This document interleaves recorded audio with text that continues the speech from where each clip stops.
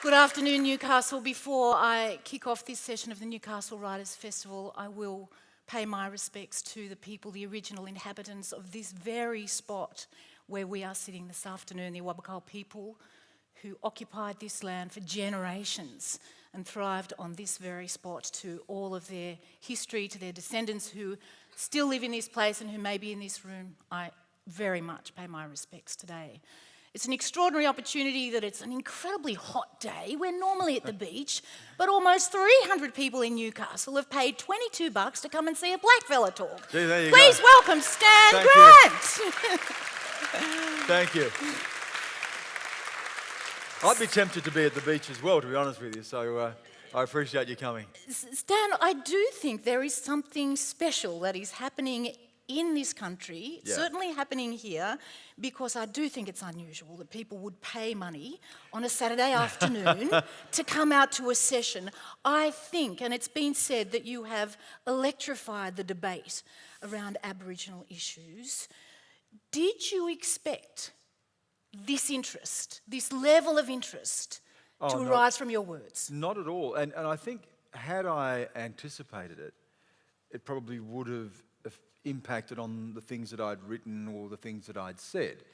If you're looking to create a conversation or a debate or to energise something, then you will tailor that message towards that audience. And I genuinely didn't even anticipate doing that. I thought I was just speaking very honestly about what it is like to be an Indigenous person in Australia, what it is like for an Indigenous family, how we are shaped by the forces of our history and how we live with the weight of that history, to personalise that, to make very direct human connections that cut across the historical divide, that aren't heavily laden with the statistics and that we are constantly exposed to, but to make a very direct, real human connection. And I think that's, if anything, hopefully what people are responding to. The original piece was written less than a year ago, July 2015, your piece about the booing of Adam Goodes. Amazing that it is less than a year ago. I wonder if you'd just give us some context into that piece. Did The Guardian ring you and say, hey, Stan, write us a piece about Adam? No, not at all. You know, there is a history to this. I'd spent half of my working life, about 16 years, living outside of Australia. I had been based in London, then throughout Asia, throughout the Middle East. Time with CNN covering the big stories of our time, looking at the war in Iraq, Afghanistan, terrorism, the rise of China, travelling into countries like North Korea. Very much exposed to the big historical shifts in our world and how that shapes our lives, how it shapes the lives directly of people connected to that on the ground, and indeed how that reverberates and resonates through our lives, even if we are living far from those events. And then I came back to Australia about 2.5 years ago, and the Adam Goodes story, as it started to emerge, Australian of the Year, there'd been the ape taunt, the racial taunt that he'd responded to, and then the booing began. And in that one instant, we had several things. We had a reminder of our history and the forces that shape us in this country. We also, the fact that this took place on the sporting field, something that we so closely identify with, something that is almost sacred and holy to many Australians, really told us something about who we are and how difficult it is for us to grapple with our history, the legacy of our history, questions about race. And when I wrote about it, I just wanted to cut through all of that. I wanted to say, I don't know why people are booing Adam Goodes, but I wanted to say what we heard, the humiliation, the reminder of our history of being marginalised and oppressed, of locked out of Australia. And here it was encapsulated in this one event around this one man on the sporting field. So all of those years reporting history put me back at the centre of our history, at this place and time in my own country. And that's why I was driven to write that. I wasn't going to even publish it. It was my wife who suggested that I write about it. It was she who suggested that I send it to The Guardian. And I have to say, from that moment, my life changed. It really was a life-changing moment for me. The way that people responded to that later on, the debate around racism and the speech that I gave, the publication of my book, people who are sitting here giving generously of their time today, all of that came from that one moment. So your life has been fundamentally changed Oh, by completely. articulating at that point in time. Completely, in ways that I still don't fully understand. Aboriginal people have been saying this for a very long time. This is nothing new to us. The stories that I'd spoken of, the stories of removal of children, of people being jailed, of people dying young, the stories of the missions and people being locked up and locked out of Australian society. We've been speaking about this forever. The struggle for equality and citizenship and recognition has been an ongoing struggle for my people. And then suddenly my voice is heard. Suddenly people are responding to this in ways that I hadn't seen, and indeed, as many people have told me, other people haven't seen in Australia either. So it's very difficult to get my head around that. Why me? Why this time? What does that mean for me? Where do I take my life? If I have an audience, if I have people who want to hear this message, if they want to hear my voice, if they want to read what I have to say, then that brings with it a great responsibility and a great obligation to the words of the speech, to the words of the articles that I write. So I didn't anticipate it, and I'm still working through the processes of that. It's the ground shifted beneath my feet, I think. It's extraordinary, I think, that we've got this opportunity to hear Stan reflect on how this has impacted your life, because we see it through the media, we see it through your book, in case you haven't seen it. There you go.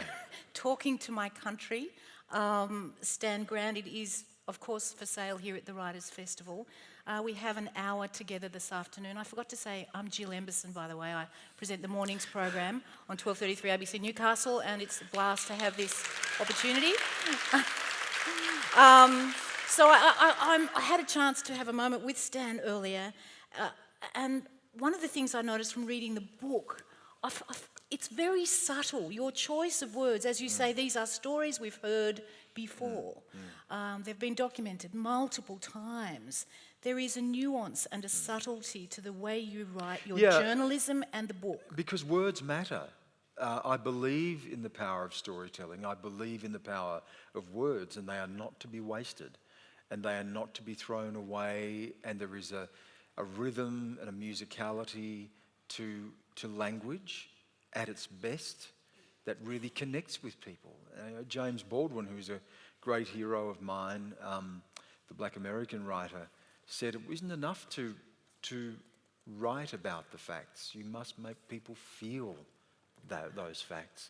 And you do that by choosing your words carefully and being very conscious that you are also grappling with sophisticated ideas, complicated ideas, but trying to make those ideas and those issues instantly accessible, wrapped in personal story and anecdotes and so on. So I'm very, very careful and very aware of the language that I use. I'm also aware that words can be weapons and they can be equally turned against you. And there is an element of Australian society that is inherently and instinctively very hostile towards Indigenous people or people who even begin to speak or write about these issues. And one false move can be fatal, because they will seize on that and they will tear you apart. And I am very, very conscious of that. These, in a sense, I'm a warrior, and those words are the weapons that I have at my disposal, and I'm not going to empty, my armory easily and lightly. I'm very, very, very conscious about that. I'm also very conscious of the fact that as Indigenous people as well, we need to find a way of speaking to the rest of Australia. This is not just a one-way conversation. It's not just saying to Australia, you need to start listening to this, you need to understand this. We need to make the connection. We need to be able to bring people through the door to us as well. There is an obvious and understandable tendency amongst many of my people to reject much of Australia and to say they want no part of this. That is very understandable given the history that we've had. But my experiences travelling the world and reporting the world is that isolation and opposition lead to conflict and ultimately don't resolve things. There is a reason Australia is not Syria. There is a reason Australia is not Afghanistan. Because the fundamental foundations of this country, wrapped up in the ideas of Western liberal democracy, the ideas of parliamentary representation, the ideas of egalitarianism and tolerance and a fair go, and these things that sit at the heart of the Australian ethos, matter. But we have been locked out of that.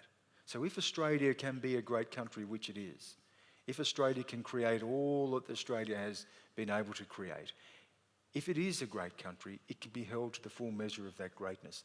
And we need to find the words. Words matter. They are fundamentally important. Given that you now find yourself in this more than a journalistic position now, because you've stepped into the larger political life of the country, there's politics and that's one direction, but do you find now, are people, Aboriginal people, approaching you saying, hey, what do you reckon about this, Stan? Oh, definitely, and that's great. And the reaction of my own people has been wonderful because they've said to me, you are speaking our story. You're connecting with people about us. And that's important. We need people to be able to do that. In so many walks of life, we need to be able to create those connections. We need to be able to build a bridge across that chasm of history that separates us in this country. If you have the capacity to do that, it behooves you to apply yourself to that. So I'm very conscious of that, and I'm grateful for the support that I get from my own people. But I'm also grateful of the support I get from Australians more broadly, who are also coming to me and saying, for the first time I feel like I can connect with this. For the first time I feel as if this is our story. It's an inclusive story. It's not something I'm locked out of. That I can ask questions, even if those questions may appear foolish or even offensive, that they can ask the question. And so I'm really aware of that as well. That's the essence of storytelling, isn't it? You know, if you go back to the foundations of humanity, why does someone scrawl a drawing on a cave wall? Because they want to say something about their inner life. They want to say they were there, and they want to leave something for someone else. And then someone else connects through that story and builds on that story. Stories connect us to who we are and to each other. It is the role of the storyteller, and I'm very, very mindful of that. There've been many storytellers before you, but you say we must learn who we are and see ourselves, Aboriginal and non-Aboriginal Australia, as if for the first time. I wonder if you could just expand on that. Do you think we need to start again? Do we need to build on everything that we've been told? No, I think learnt? we need to open our eyes to what's already happened, clearly and honestly, and not be ashamed or look away from that. So for the first time, look at ourselves as we truly are in a country that we share. I look at the title of my book, Talking to My Country, and we were talking about this before we came on. Some people may take that to mean I am talking to Australia. I'm not. I'm talking to my country, our physical country, our land, mine and yours, ours. This is our country. And we take from the story of this country that is written on the landscape of this country. It's written on the trees, it's written on the rocks. The history that has seeped into the very soil of this country. This has created all of us, whether you are a descendant of the first fleet, a descendant of the first footsteps, in my case, or a recent arrival. You come to this country and you connect through this country, our country, hopefully to each other. So when we look at our history, when we look at the frontier conflicts, the frontier wars, the way that history has shaped us, we don't need to look away from that. We don't need to be ashamed of that or feel guilty about that or to carry the burden of that. We need to embrace that and find in each other what it is that makes us who we are. There's a story that I recount in the book which goes very much to the foundation of my family. It is the story of the beginning of the conflict around Bathurst between the Wiradjuri people, my father's people, and the settlers. Now, this was a conflict that was reported in the newspapers of the day, the Sydney Gazette, as surely as the conflicts of Syria and Iraq and Afghanistan are reported today. They reported the battles, they reported the death toll, they used a phrase, the war of extermination. It was used in the reporting of the day. Martial law was declared, where my people could be shot with impunity. There is a moment at the beginning of that conflict where Windradyne, who was the Wiradjuri leader, led a group of his people to a hut on a property. He knocked on the door with the intention of killing everyone inside. And the man came to the front door and he spoke to Windradyne and his warriors in Wiradjuri language. This is a white settler who'd been there just a matter of years. He had respected the people and he had taken the time to learn of the people and their language. They left him. They went to the next property and they killed everyone at the property. They burned the homestead to the ground. It began a conflict that raged for years until Windradyne led the remnants of the Wiradjuri people over the Blue Mountains into Parramatta to sit down with the governor and to negotiate a settlement. And he wore a hat, and written on the brim of the hat was the word peace. And he negotiated a settlement in English, a language only a matter of years earlier he'd never heard. That story, what happened that night at that property, belongs to all of us. We are connected to each other through those moments. Black and white, across that divide, we are born out of that and we share that history. When I say look at each other for the first time, as if for the first time, it's just peel away those scales from our eyes and to not look at our history through the prism of our own experiences, but through the shared experience of each other.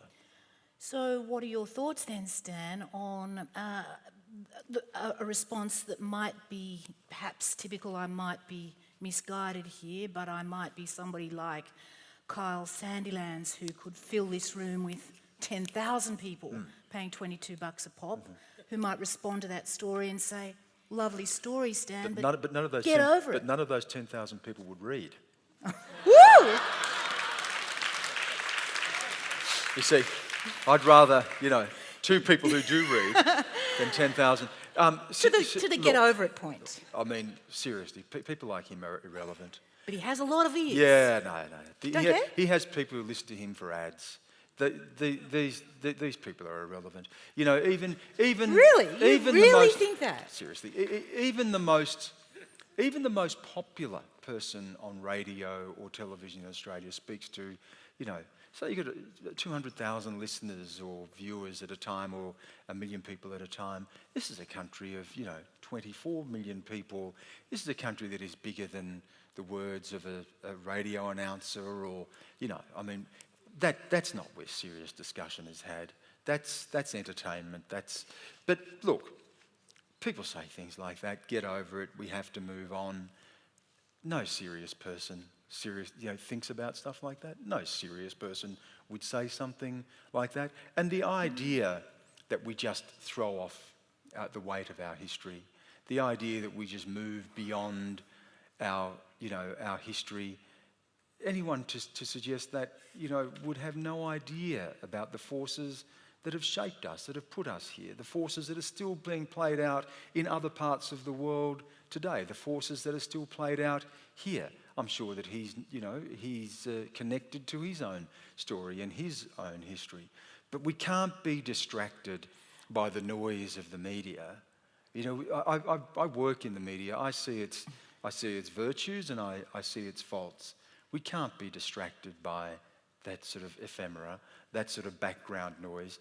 This is where the serious discussion is had. This, in our playgrounds, in our workplaces, at our football grounds, in our conversations with each other, engaging in our democracy, this is where the serious work of nation building is done. It's not done on a radio station or a newspaper or on a television network either, for that matter. I love your optimism. I really do, because I sometimes worry that the notion that that was then dear, let's move on, is a serious historical impediment.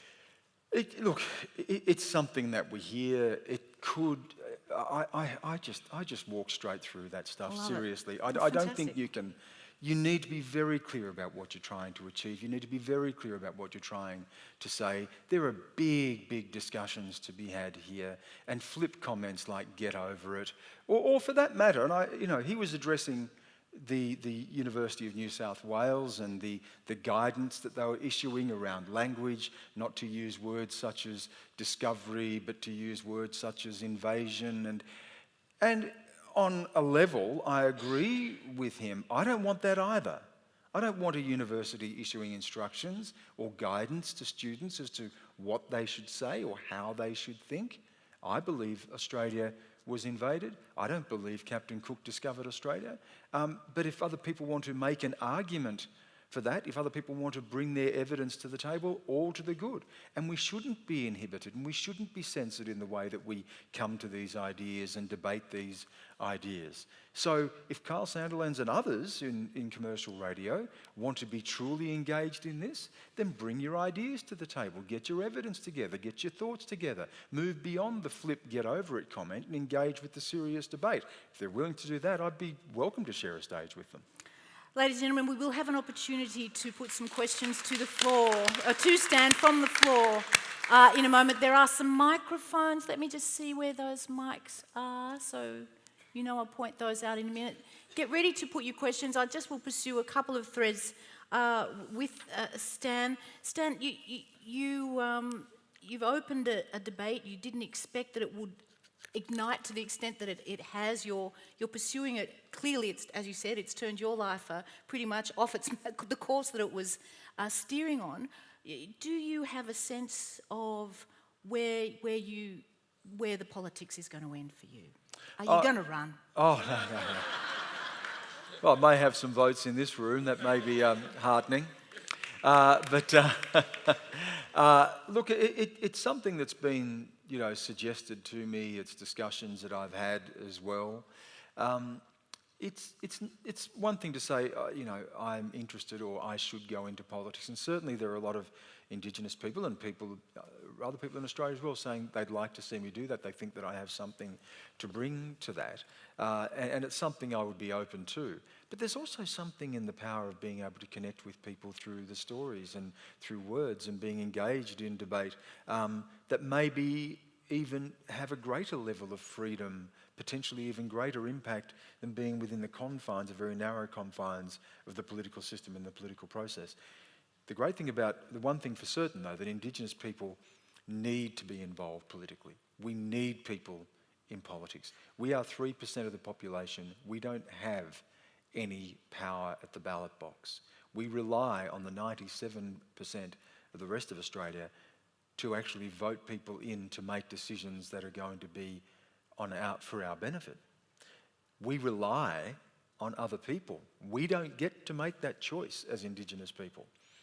We don't have the representation. We don't have the power to be able to move things at the ballot box. So it is definitely important that Indigenous people, where they can and where they have the opportunity and the potential, to get directly involved in the political process, because that is where the heavy lifting is done. That's where laws are made. That's where countries change. That's where countries are shaped and moulded. And we need to be at the forefront of that, not on the outside looking in, but directly engaged. So whether it's me or whether it's other people, there is something that we definitely have to engage with. You haven't made that decision yet? No, I haven't, because it's not as easy as saying I want to go into politics. There is the mechanics of politics. Politics is a business. There are people who work in that business and have worked in that business for most of their lives. And they, in the same way that I've worked in the media, and they understand that business. If you want to get into politics, you have to win a seat. You have to get pre-selection for a seat. That involves being involved locally, engaged locally, having a commitment to local issues. And then from there, being elected to Canberra, where you can take those local issues and that representation to a national platform. So these are the steps. This is the reality of politics. And I've never been a member of a party. I've never been involved in politics at the grassroots level. I haven't I haven't tried to sort of build a network to win pre-selection for a seat. So they're the steps you have to go through just to even get involved in the process. It's not as easy as saying, pick me. Yeah, I think writing another book sounds a whole It might be a lot easier. Yeah. a whole lot easier. Does anyone want to open up the floor to questions before we move on to the second half of the discussion? Let's do this. Let's find out where the microphone. Can I have a show of hands as to where the microphones are, please? There's 2 mics. They're wandering here. Okay. Let's pass the microphone to the first person whose hand is up. And could you please stand up or at least identify who you are? How are you, Jill? Sean Gordon. Oh, Sean. Hey, how are you? Good, brother. How you going? Yeah, good. Yeah, first of all, congratulations on the book, and I'm very happy to be here. As you generating all of this interest over with the speech and the book and everything that you've done over the last 12 months, what do you think you're doing different to other leaders that have been out there in this space for Noel Pearson's, Warren Mundine's, Pat Dodson's? What do you think's generated the broader interest that you're attracting right now? Is it a different style or a different approach? Sean, I really wish I could put my finger on that. Some things just owe themselves to a coincidence of timing and message, personality that are beyond any easy categorisation. I can't begin to put my hand on my finger on that. Noel Pearson himself, and I'm grateful for this, said at the National Press Club that what I had to say was nothing unfamiliar to blackfellas, that we have been saying this for a long time, but he said this was the first time it was spoken in the public square. It wasn't on the margins, it wasn't on the fringes. And that potentially owes, I suppose, to the position that I've carved out for myself through my career and my life in Australia and internationally, and that is a life at the centre of Australia. I haven't come from a political fringe. I haven't been involved or engaged in the political movement. I haven't come from an Indigenous organisation. This has been my work as an individual, as a reporter, within the mainstream of Australia, for want of a better phrase. And I think that gives me an accessibility. People can identify with me. They know me. There is that celebrity aspect of it. And if you put all of those things together, people, we have the reaction that we have seen. I'm really humbled by it. I don't know exactly where that takes me or what that means. I'm still grappling with that, but I am seizing the moment. It is a fact. It does exist.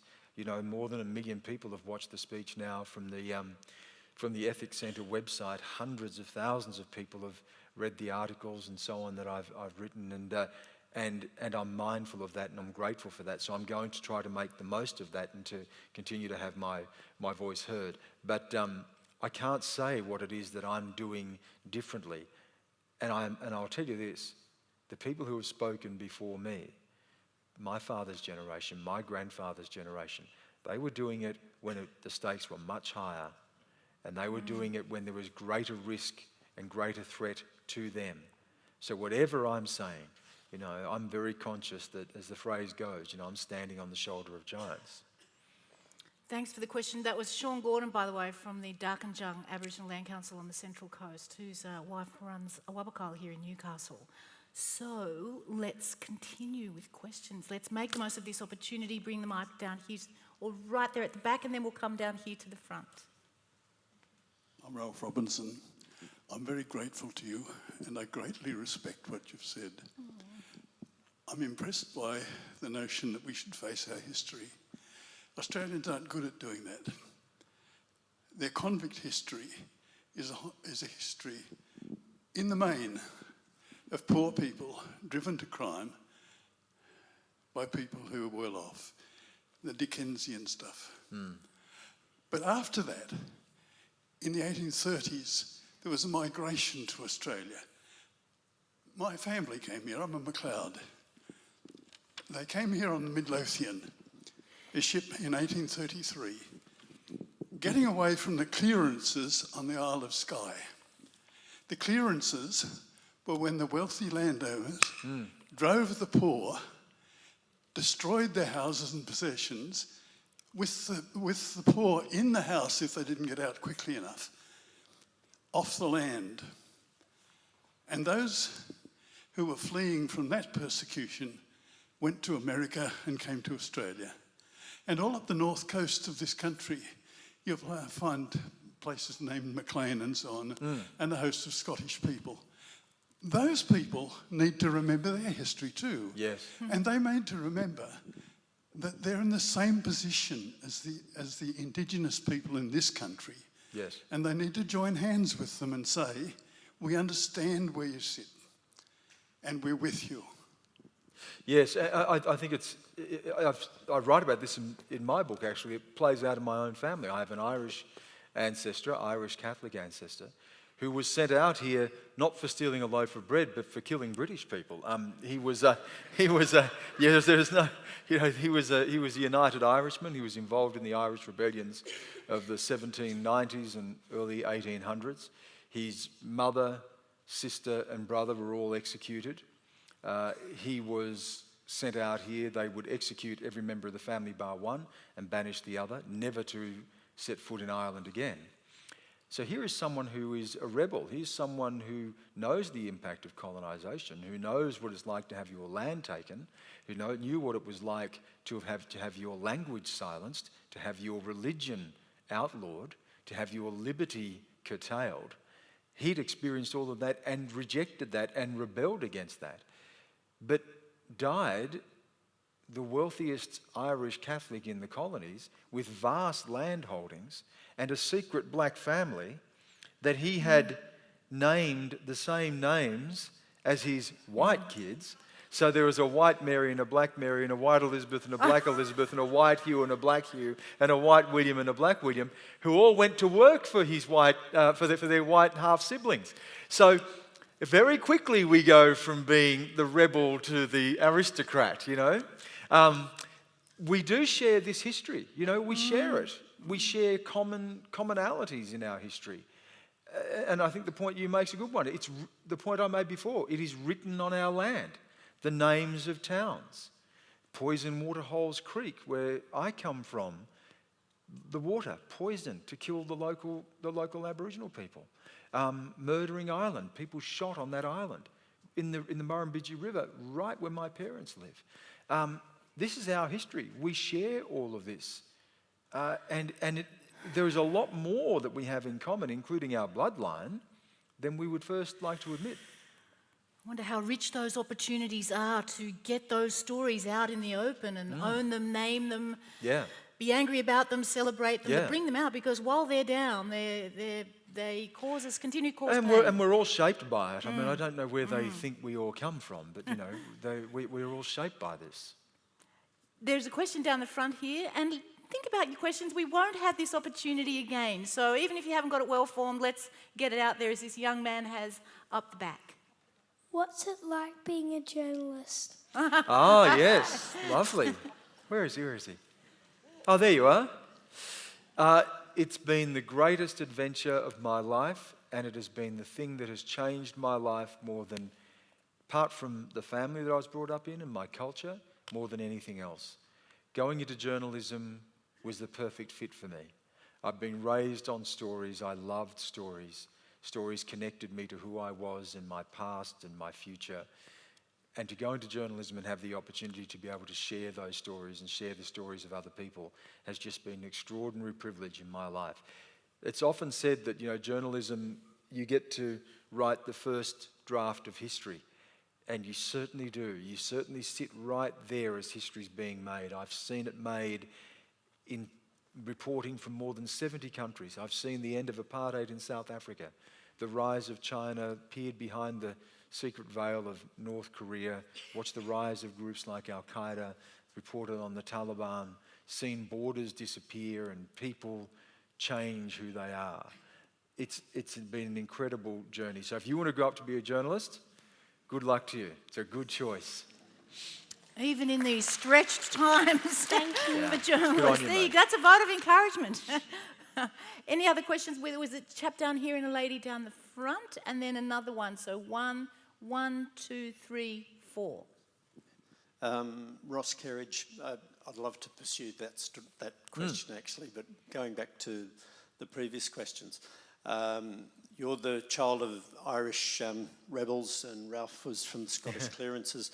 I'll confess, one of my ancestors was on the First Fleet as an officer. Oh my God. You see, at one point we all wanted to be officers. No one wanted to be, now we all want to be convicts. And my family's been involved in the city since 1800, but we've got a dichotomy in my work situation and elsewhere. I work in the public sector. We have to acknowledge country, and if that brings in the stories that you came out, the good stories and the bad stories, into our history, then that's fantastic. But at the same time, and particularly in Newcastle, there's active de-remembering of our history since 1800. We get into trouble if we talk about what has happened more than 25 years ago. How so?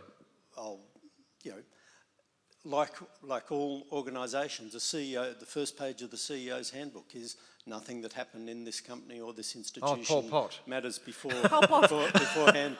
Year zero. And I think this is happening more broadly, that at the same time as people are being confronted by acknowledgement of country, that what they, is this part of what's going on with the Adam Goods thing, that there are some people feeling like they're being excluded at the same time as other people are being, at school, that they're getting, acknowledged or so on. It's a very touchy question. Yeah. No. I think it's the elephant in the room. Yeah. So that this excludes. I'm just going to get clear that the effort to include or acknowledge Indigenous history can sometimes come at the exclusion of the white Australian story as well. I think that's really important. I know what the impact of exclusion does because I lived it. When I went to school, I had to stand there and salute the flag and honour the Queen and, make the oath like everyone else every morning and go back home to where that flag had put us.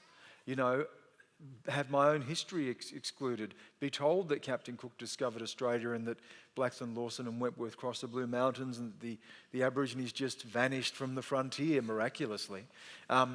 So I know that what exclusion can do and how it hardens people, and we need to be very careful about that.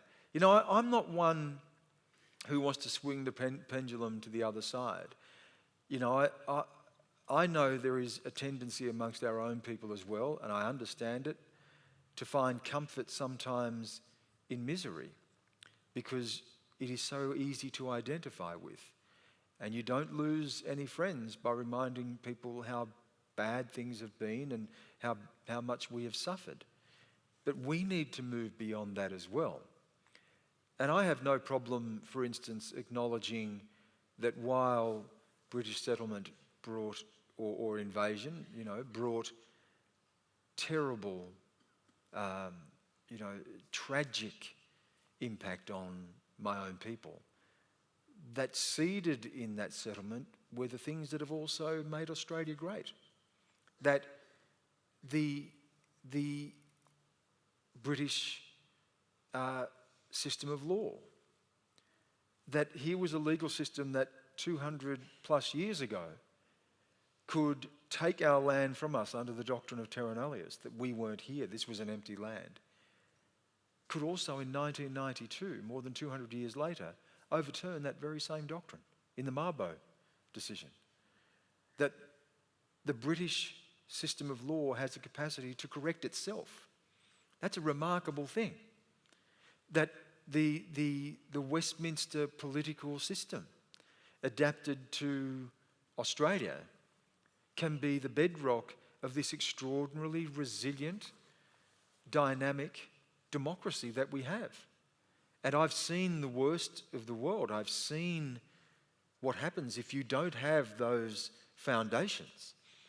That, you don't have a country like Australia without those foundations. I have no problem acknowledging that either. Noel Pearson has said this, I can't lay claim to this idea, but I certainly share it.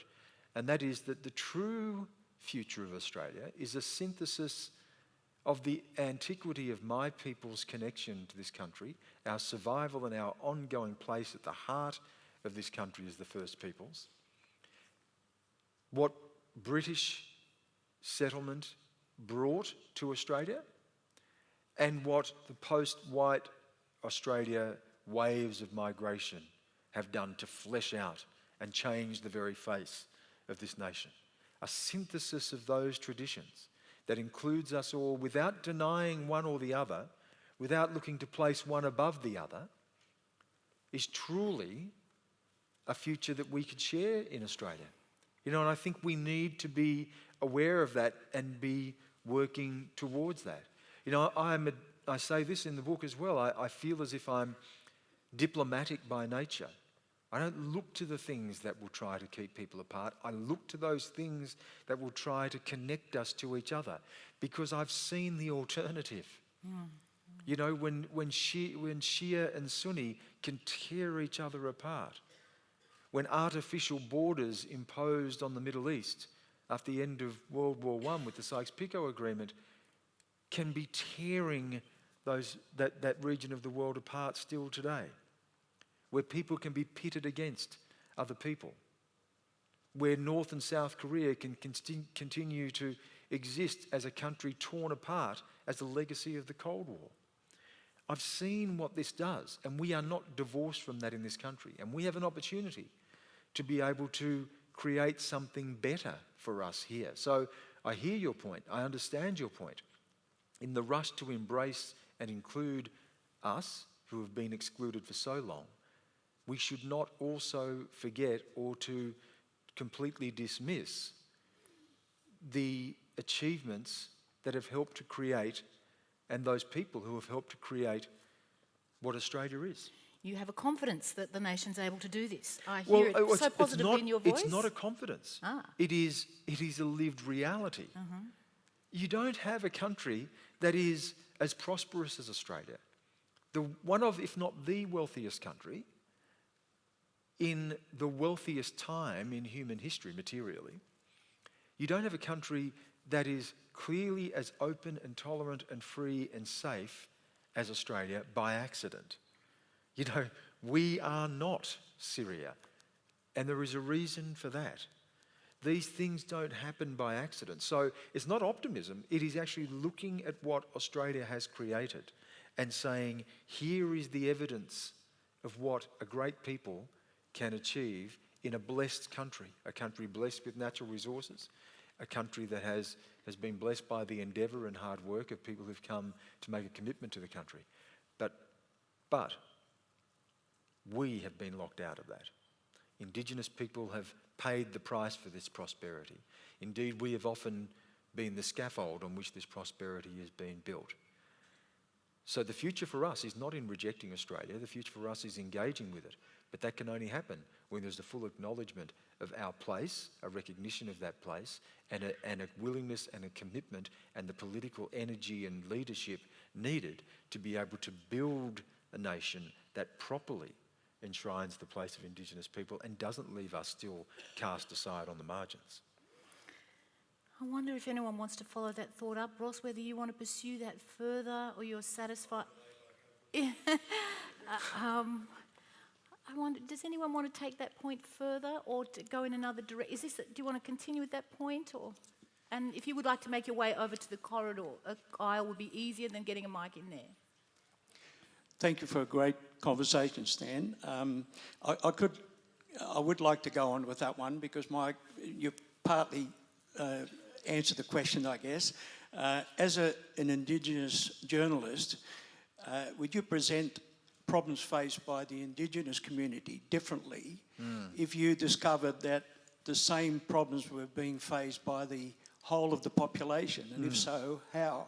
That is a really good question, because this goes to the heart of, I think, what the problem may be in Australia, and that is this. I'll just reverse the question. Rather than say, would I report those issues differently if I saw the same thing happening in the white Australian population or the broader Australian population? I'd reverse it and say, we need to stop even looking at this as an Indigenous issue, but as an Australian issue.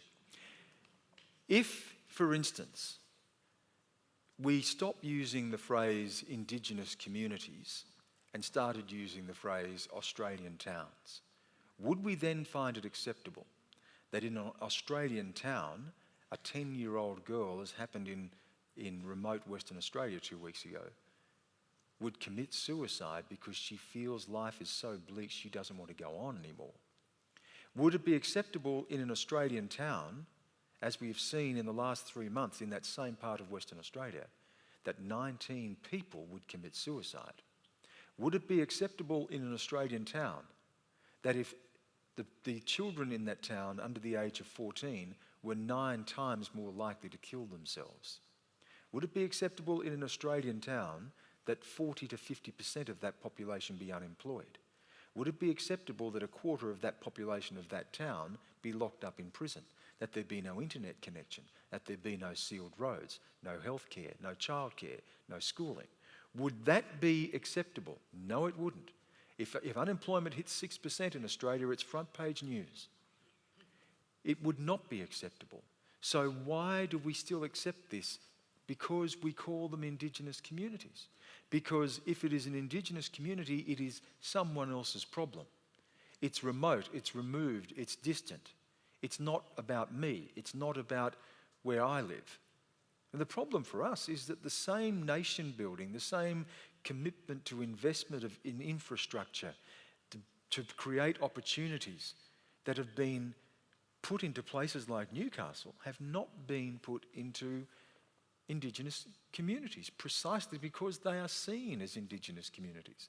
There's an historical legacy to this. These communities were places where people were rounded up and put during the mission period, when people were just moved from their traditional lands into these artificial communities and left there to rot. We need to stop thinking about this as an Indigenous issue and start thinking about it as an Australian issue. And the media needs to start grappling with that in the language that it uses, to not just dismiss this as an Indigenous question, but as an Australian question. Why, I asked the Prime Minister recently in an interview, if there was one thing that he could point to, that in 3 years I could go back to him and say, okay, I'm going to hold you to account on that when it comes to Indigenous policy. And he said, well, you know, there is no silver bullet. And I said, and I remember thinking afterwards, would you say that if I asked you about taxation reform? or superannuation? Or any other area of policy? Would you say it's just a bit hard? There's no silver bullet. No. We need to apply the same rigour, we need to apply the same focus and force of energy and intellect to Indigenous issues as we apply to the rest of Australia, because we need to stop seeing them as Indigenous issues and put them front and centre as Australian issues.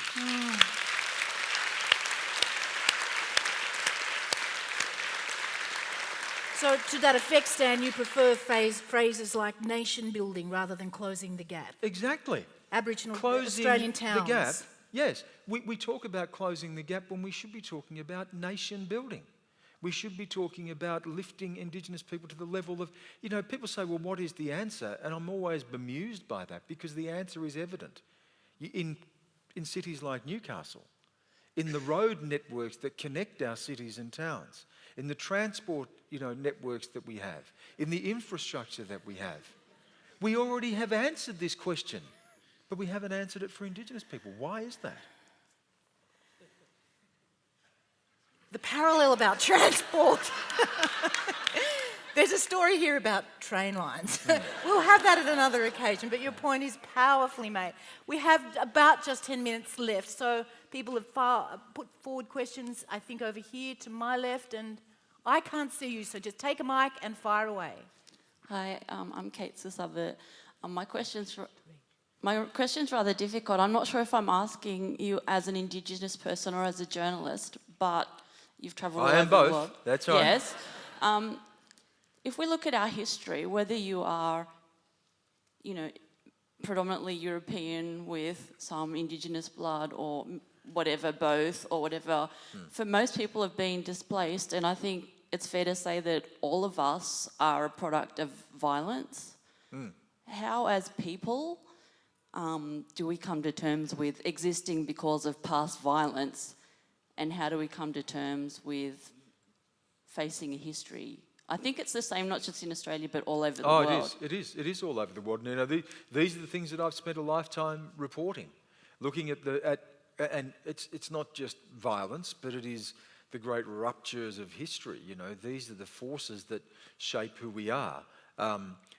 If you're talking about Indigenous people, just as an example, we inherit this. This is written on our DNA. The trauma that my people have gone through changes your physical makeup. Children inherit that. This is what we are born into. It wasn't the 10 years that poor little girl was alive that led to her death. It was the generations before that she was born into that led to that terrible event. So we see this played out in lives all the time, that violence leads to more violence, and often it is against each other because we are living often in dysfunctional communities that have been impacted by generations of poverty and neglect, marginalisation. You know, in Indigenous communities, the levels of domestic violence or family violence, which is a much better phrase, are 34 times higher than the rest of the population. 34 times. Family violence-related homicide is 10 times or more greater than the rest of the population.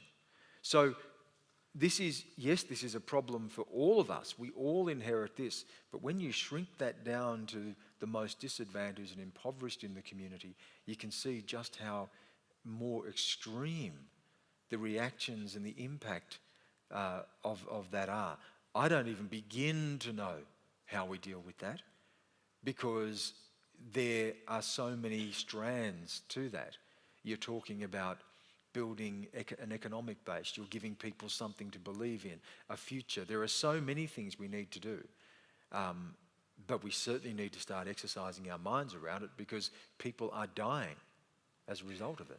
Is part of that, do you think, the storytelling, having the young people have their stories for black and white, whatever, Yeah. just do we not tell stories enough anymore? Yeah, I don't know that we do. I think so many of our stories are about trivia, and so many of our stories are about distractions or entertainment. And I understand that. You know, I'm up for that. You know, we all need a bit of distraction in our lives. But yeah, you know, and this is the Writers Festival where we get to come together and we get to share those stories. We get to make those connections to each other.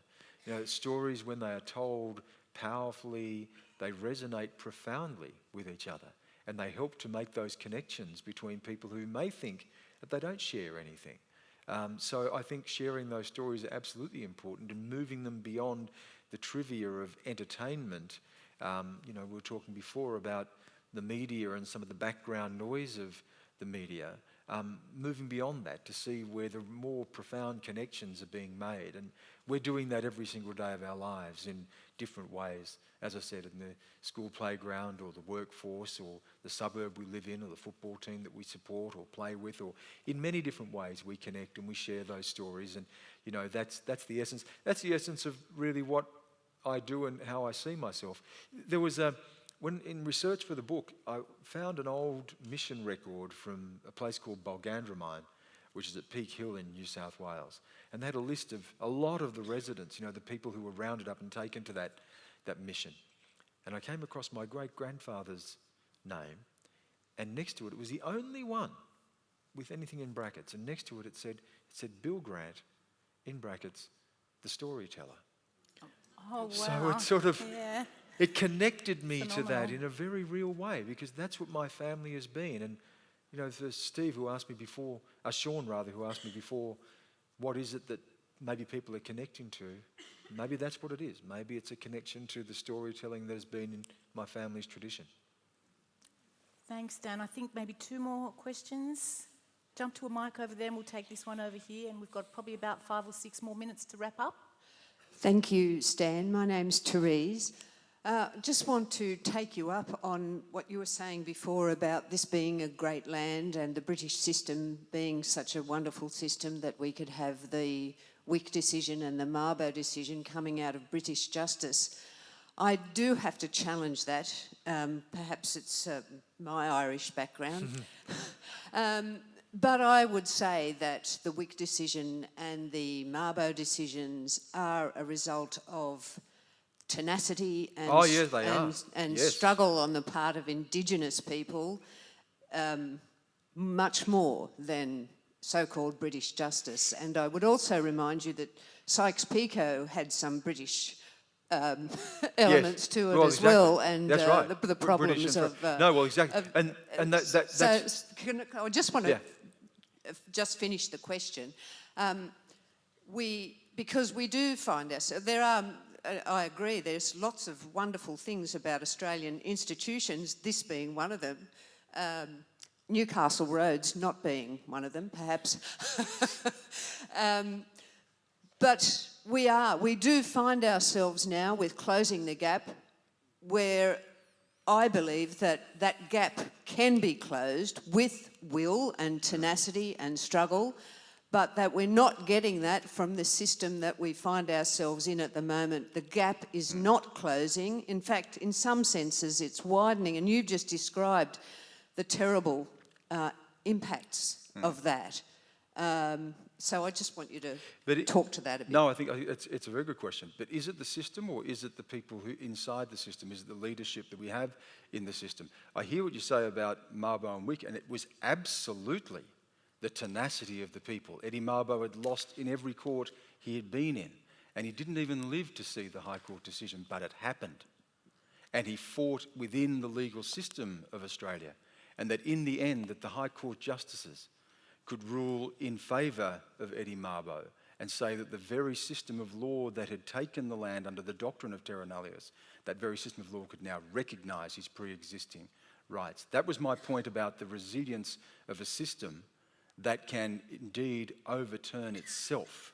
It isn't imposed from the top down forever and a day, that people of tenacity and determination can work in that system and can overcome obstacle after obstacle to win their rights. And that system ultimately, because of the resilience and power of the system, has to recognise those rights. It has to recognise it, because otherwise the system itself won't survive. I think when it comes as well to our parliamentary system and closing the gap, the inability to close the gap isn't because of a failure of the inherently in the political system. It is a failure in the political leadership. Now, in this system, I could put my hand up tomorrow, stand for a seat and get elected.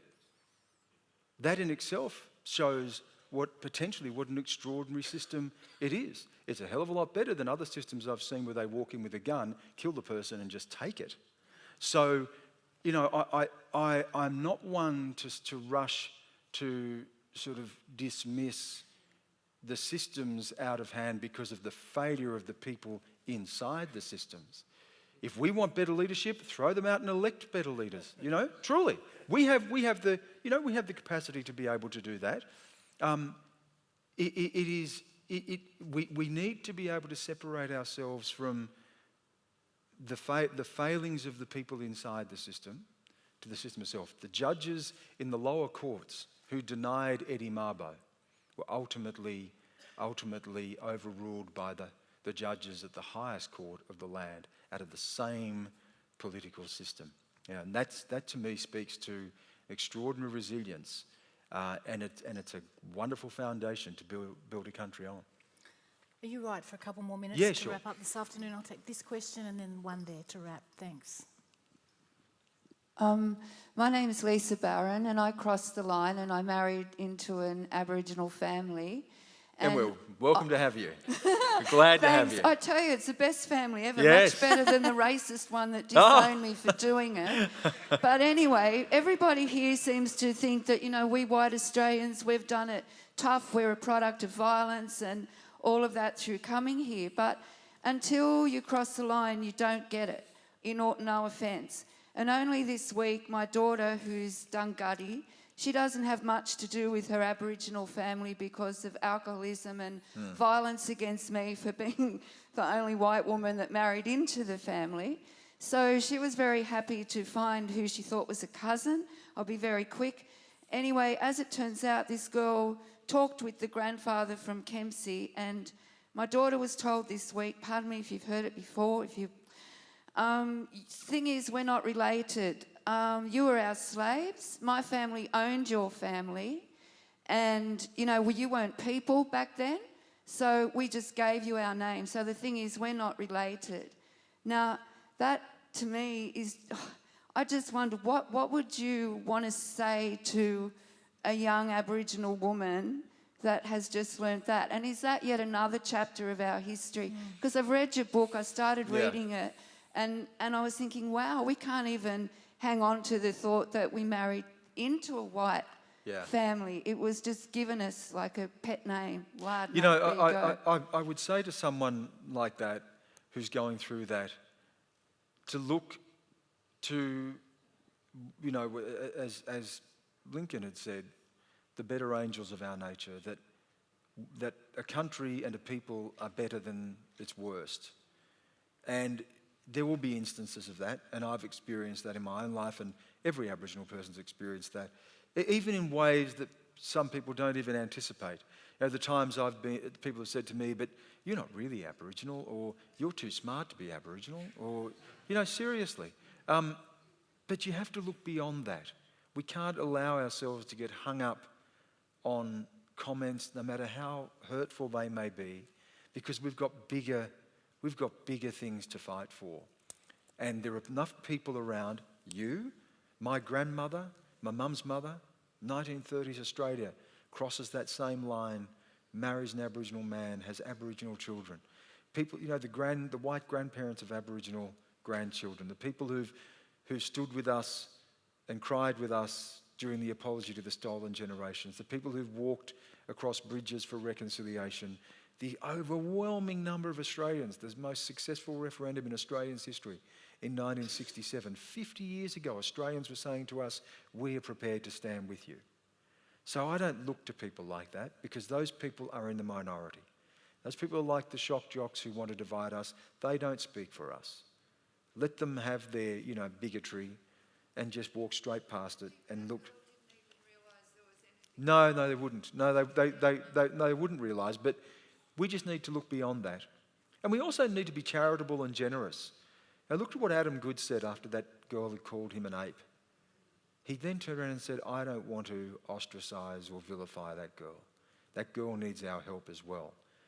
And we've been saying that forever. We need to find that generosity in our own hearts, and not to dismiss people or to denigrate people because of what they may say either. We have to be bigger than that. To wrap up, a last question, and we will wrap up and give Stan our thanks. Stan, I really appreciated the frame of measuring ourselves and measuring our country against greatness, and properly addressing Indigenous issues as being the core component of that. I do wonder, I think about a lot of folks in Punterland who, when they think about the way Aboriginal people have been treated, are uncomfortable about it, inherently uncomfortable. But you know, it's sort of a counter proposition. People would feel that if we recognise the crime that sits in the middle of the country, in the heart of the country, that we're actually somehow degrading the greatness of the country. And I think you can see it every year when we argue about whether it's Australia Day or Invasion Day or what happened with Mabo. There's many examples. But how do you talk to people about that particular issue and make the argument that it makes us greater, not lesser? Well, you know what? Because I think it comes from a position of generosity. I think it comes, and we need to grapple with that as well. We need to overcome the hurt Indigenous people. We need to overcome that hurt and to be able to see Australia as well, see the greatness of the country and not just the darkness that has framed our own lives. It needs to come from a position of generosity. And we need to be able to say that we all have a place here. We don't all have to agree. We don't all have to interpret our history in the same way, but we don't have to deny it. We don't have to hide it. We can debate it and argue it. You know, there are people who come to me and say, I don't believe Australia was invaded, it was settled. The law says it was settled. And that's true, that's what the law will say.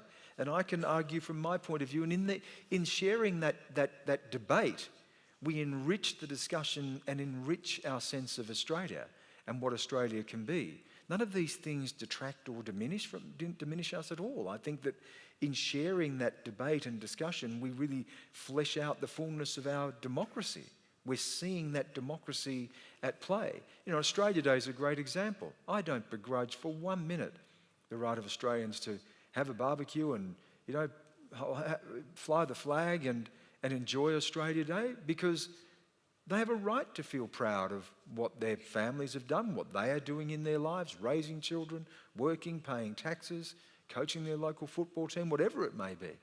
I don't think it's my place to say that they have no right to celebrate that, but I do think that on that day, while you're enjoying that and reflecting rightly and celebrating rightly the things that you believe make this country great, that you can also spare a moment to think of those people who have paid a price for that.